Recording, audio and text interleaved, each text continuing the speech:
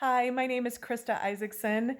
3 years ago, I was the project leader over the Girls Courage Capes, and that's a very special project where we make fleece capes that go to children in hospitals and different traumatic or hard situations to give them a little bit of courage. It was a project that I was very excited to be involved with.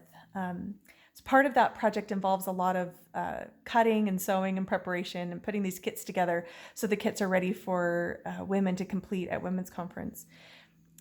So I had set up a luncheon at my house and invited about 40 women to come to help me start cutting out the fleece and putting some of the kits together and sewing some things. I'd made lunch and I'd cleaned my house. You know how much time that can take. And when the time rolled around for the luncheon to start, nobody came, not even one. And of course, my first reaction was that I felt a little sorry for myself. I felt a little bad.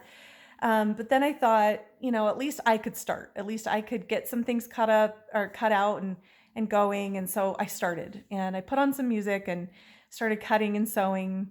About 30 to 45 minutes later, there was a knock at the door. When I answered it, there was my friend Sunny, standing there. She held up a pair of scissors and said, "Put me to work." So I invited Sunny in, thankful that someone had come after all.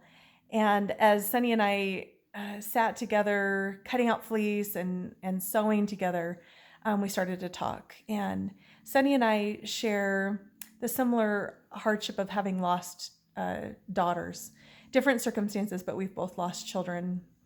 And we both carry that similar scar on our hearts. And we both have great faith in how Heavenly Father carries you through trials like that. Interestingly, the day before that event where Sunny came over to my house had been a special anniversary for her and her daughter that she'd lost.